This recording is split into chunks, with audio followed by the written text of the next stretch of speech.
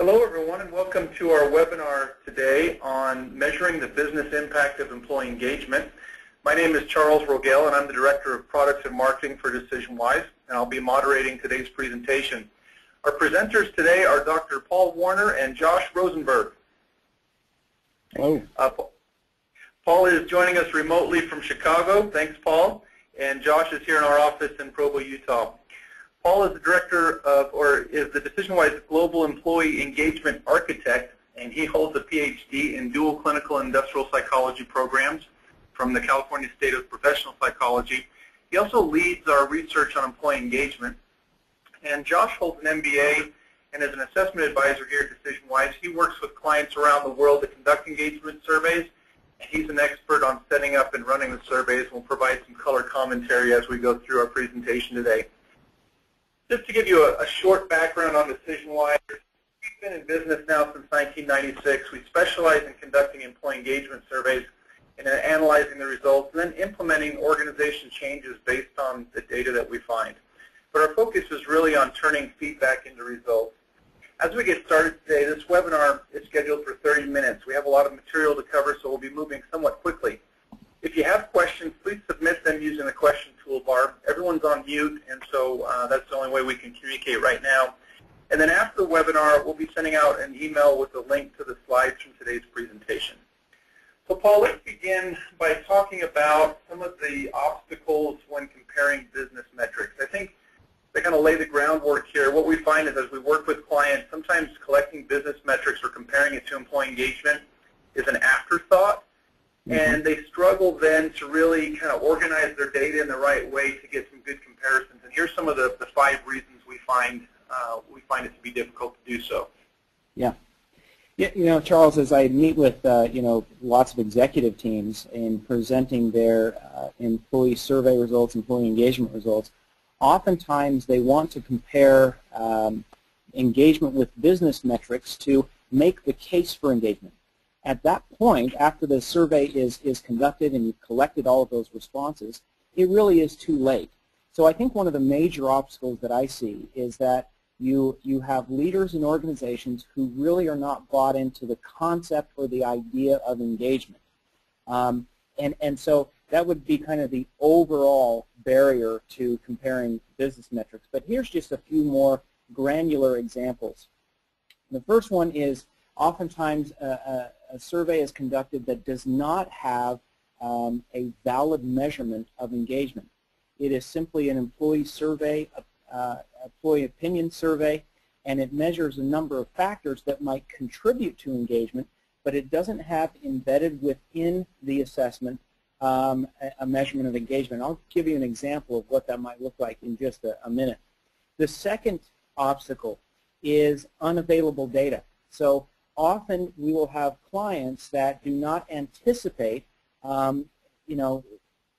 the business metrics that they want to compare to engagement results, and so they will have, thought of that after the fact and will not have data available. Just an example of this. One thing that I've been asking a lot of our clients for is performance metrics, and I'm talking about individual and team performance metrics. And it's not so we, of course, can highlight any individuals, but collectively, I want to see if the most engaged individuals are also those that are the highest performers. The other thing that I want to measure is whether or not those that are disengaged are your top performers, because then you have a risk of losing those individuals. And so the clients that have provided that information to us have really been able to illuminate some really powerful findings from the survey. The third piece, and Josh, I'll allow you to speak to this, an inability to compare by individual or group. Many organizations don't anticipate that the need to drill down to specific departments or business units and instead look at the organization overall. And Josh, maybe you can speak to this. What do you recommend that an organization does so that they can get down to more of the individual or group level?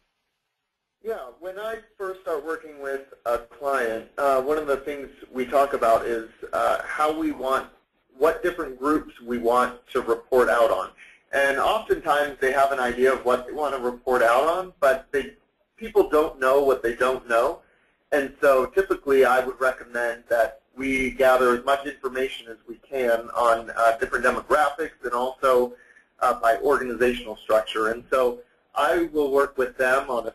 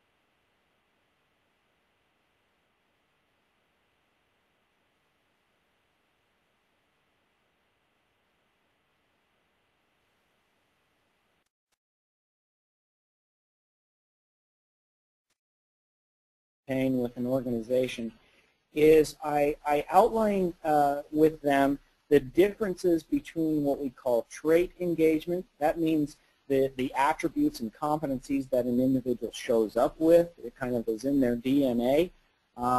We try to understand that state level of engagement. This is the mindset and the feelings that might change over time. And then what we call behavioral engagement. And behavioral engagement, I like to get into this with organizations because I want to find out from them what are the outcomes of someone who is behaviorally engaged. It could mean that there's an increase in parts per million. There could be a cost reduction. So I really try to outline with them what does it mean in your organization for someone to be behaviorally engaged. And that is the key business metric that I would look for in correlating engagement. Some of these are going to be much more disparate than others, meaning, looking at, sales performance might be a disparate connection with engagement unless it's a sales team, for example. So we try to determine which business metrics to use right at the beginning before we even start the process. Excellent. You can see my screen now, Paul? Yes, I can. On that slide? Great. I'm going to advance to the next slide here. Let me know if you have any problems with connection. So, Paul, let's address these anchor questions. And so this is how we're really trying to determine how to measure engagement. You mentioned a few problems before. I think some people are trying to use their overall survey score or maybe just use one question to measure engagement overall. Can you talk a little bit more about this anchor question method? Sure. And so, yes, Charles, as you mentioned, many organizations still use an overall survey score as their engagement index. So, for example, if 72% of the responses to all of the survey questions are favorable, that means that that's your engagement score. It's actually not a very valid way to measure engagement. Engagement is really a mindset that someone is in, or an emotional state where they are prepared to give extra discretionary effort. So what we do, the way that we measure that mindset or that feeling of engagement is we pepper into the survey these questions which are really outcome type questions. It's hard to take direct action on these items. What instead they're measuring is they're measuring that end state or that feeling or mindset. So if you, for example, look at those questions, you can see that these are the outcomes of all of the different working conditions or job conditions that someone has. Then what we do is we have a series of these throughout the survey. We are then able to determine which of 4 categories an individual resides in along an engagement spectrum.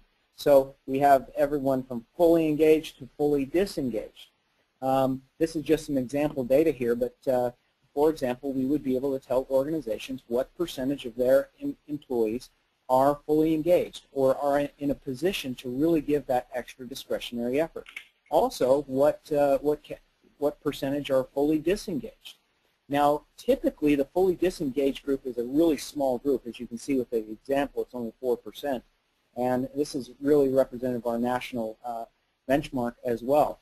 But, often organizations are so focused on that 4% that they disregard what I feel is an even more important group, and that is the opportunity group. This is 24% in our national population here.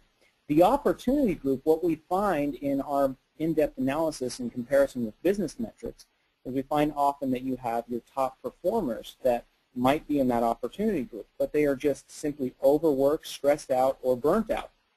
That's a real concern because we find that the opportunity group, either they will leave the organization literally or figuratively, psychologically, they might just check out and not put forth the extra effort.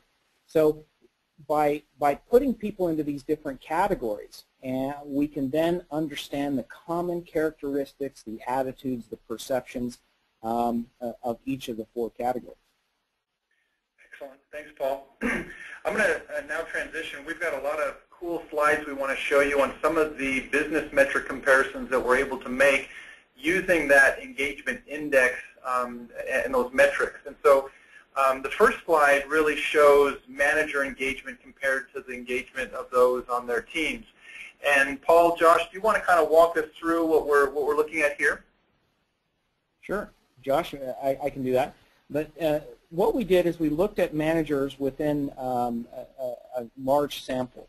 And we, first of all, put the managers themselves into one of those 4 engagement categories, from fully engaged all the way to fully disengaged.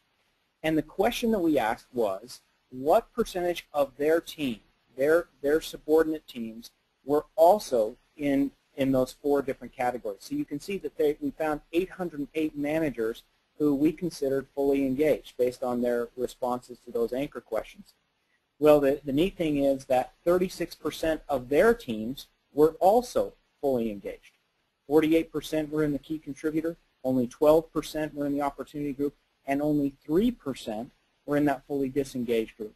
So fully engaged managers, according to this, have a very positive contagion on those that he or she works with. You also look at the fully disengaged and the opportunity group. They have much higher percentages that are also in the disengaged or opportunity group as well. So there's this negative contagion that occurs as well. This is just one of the examples that of digging in deeper into the data. Because we know who your managers are, we will be able to determine, again, how many of them are fully engaged to fully disengaged, and then what percentage of their team fall into those different categories. Excellent.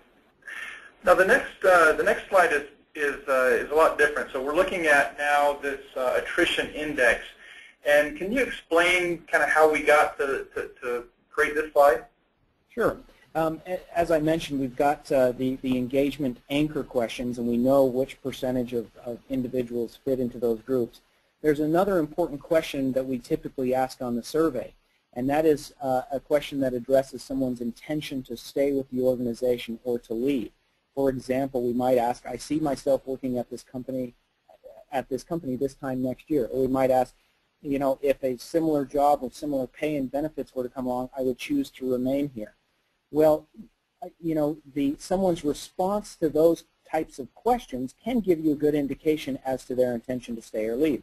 So we want to see what percentage of, for example, the fully engaged, in this case it's 305 individuals, how they responded to that question. So here's the good news in this particular example. 72% of the fully engaged strongly agree. They could see themselves working at this company. 0% of the fully disengaged strongly agreed with that. In fact, 43% strongly disagreed with that. So it can kind of tell you a little bit about the intention of those groups.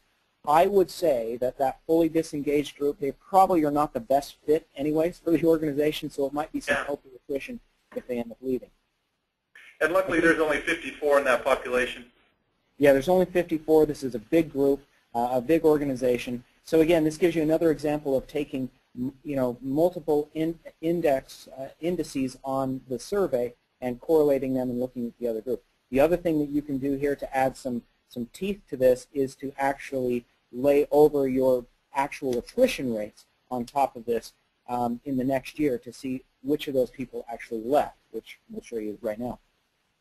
And I think the other thing we do here is we also look at those other questions. And so now we're trying to determine, okay, these people are at risk of leaving, but how did they respond to some of the other questions on the survey? And then you can gather some more insight into what's really going on.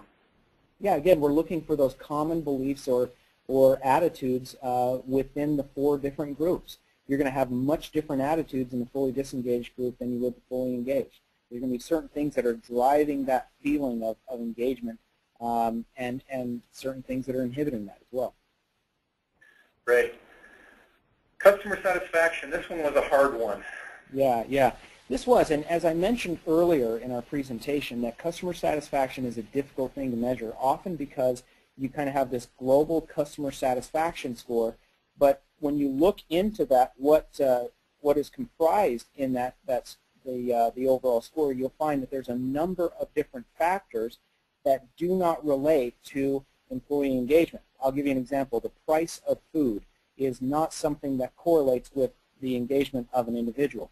The level of service, the timeliness, the temperature of the food, we even can correlate with engagement. So this is an example of an organization that we worked with that really wanted to see if those restaurants or locations that increased, that had higher levels of engagement, did they actually increase their customer satisfaction score. So this is variance year over year. And here's what you're going to notice, that those locations that had the greatest gains in engagement, that took an active role in increasing engagement, actually experienced the greatest gains in customer satisfaction scores as well. So as engagement rose, so did the customer satisfaction to a much greater extent than the average location. It was interesting when I was looking at this because those percentages look very small, but in the customer satisfaction measurement industry, that's actually quite a great accomplishment. It really is. They are statistically significant because, again, a 1% increase in customer satisfaction, it represents a large shift in the way that customers are experiencing, a large shift in the way that customer experiences their visit to the restaurant or those other things. You'll notice that the bottom 10% in terms of engagement and those where engagement decreased, they were not increasing customer satisfaction to a significant level at all. They were well below the average for that organization. So this again gives you an example of the type of business metric analyses that we can do. Excellent. All right, let's talk about workers' compensation. This is one that I think is somewhat unique in that you can do this as an organization overall. You don't necessarily need groups or pockets of information to do comparisons. Is that right? Yeah, that's right.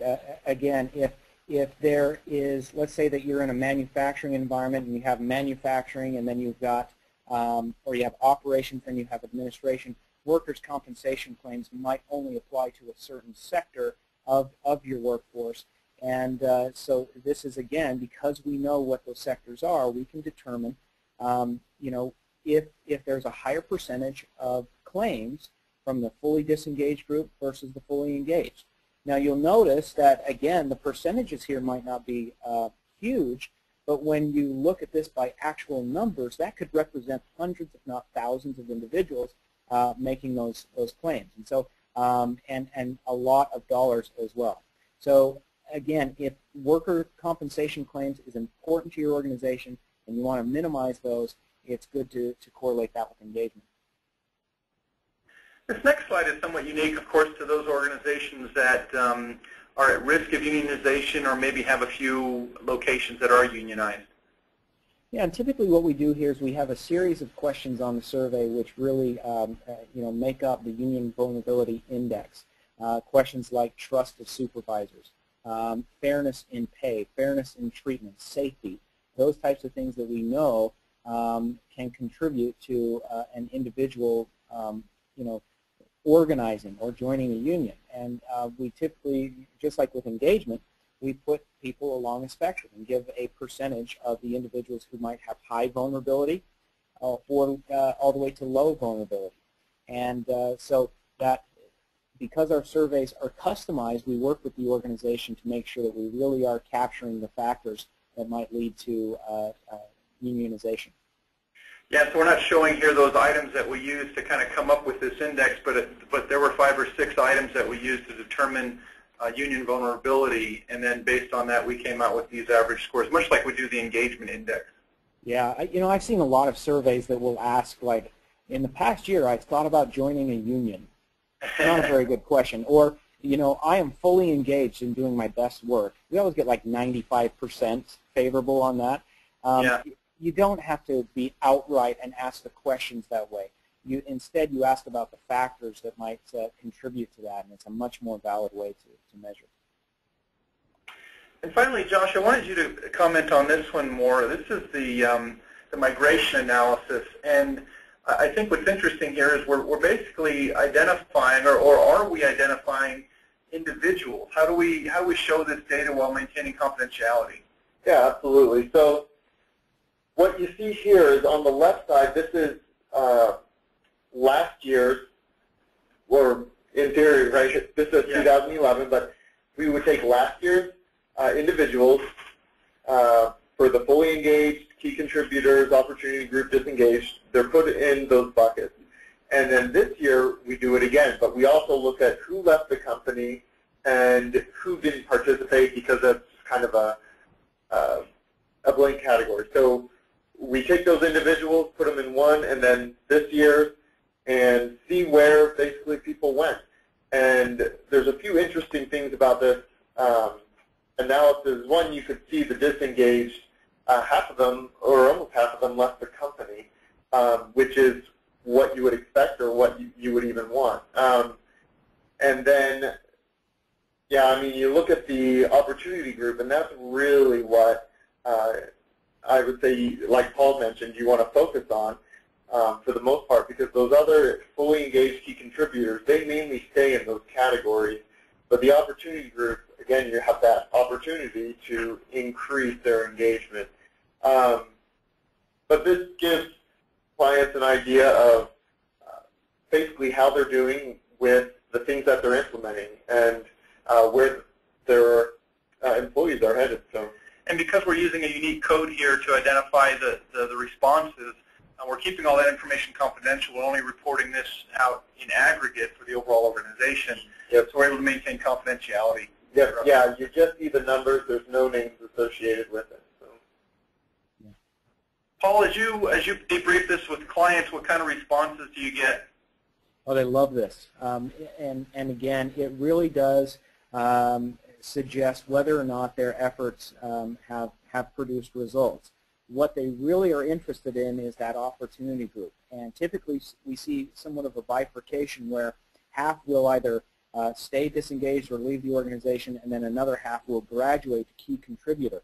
And you know, if the group is large enough that those that have gone from the opportunity group to the key contributor, if it's large enough, we can even go in and collectively look at their responses and see really what is driving that.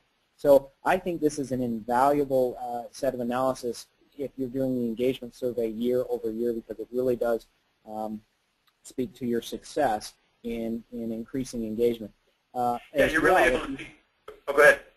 If you have a large enough group, if let's say you have an operational group that has, you know, over 100 individuals, you can run this migration analysis for those operational groups, and the operation leaders really see a lot of value in this.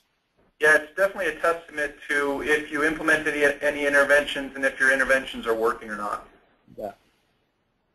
So we're just about out of time. We have a couple questions here. I've got here kind of our last slide, so if you have more questions, please submit them now, and we'll try to address those. I've got a list of the different services we have here. I think we've kind of gone over a lot of the analysis that we do. But of course, we conduct employee engagement surveys. We provide analysis and recommendations. We also provide training to managers on employee engagement. We have some other webinars coming up on that topic. One question that came up, Paul, during our webinar today was, what do we do with the satisfaction scores? Is it helpful to also do some analysis on satisfaction, provide scores on satisfaction to managers? Do we, you know, how do we separate out engagement versus satisfaction information? Yeah, that's a great question. Well, we do separate it out. We take out those anchor questions, and we would suggest that you know, all of the other factors are going to be either contributors or inhibitors. But there's going to be certain items on the survey which really get at, you know, what we call employee satisfaction, which you know, outlines what is within the employer-employee contract. And so we will often create a satisfaction index. And I think the other part of the question, very quickly, is do you include those in a leadership scorecard? I would include overall engagement scores in that scorecard, but even at a deeper level, we typically recommend that you have a section on the survey that is labeled my immediate supervisor or my operations manager, but it gives that individual direct feedback on how he or she is doing. I think that's even more powerful to put into a scorecard, because the individual has more control and influence over that piece. Perfect. Well, Paul, thanks very much. That concludes our webinar today. We're out of time. I did want to promote our next demonstration or webinar that we'll be holding next Thursday. I'll be sending out an email with more details on that. Again, I will be also sending an email with the slides from today's presentation, so you can have some more of this information. But please join us next week. We'll be conducting a demonstration of our online reporting tool where we'll get into more of the details and show you some more analysis that we can do using employee engagement survey results. Paul, thanks very much. Josh, thanks very much. Charles, have a great day, everybody. Thanks, man.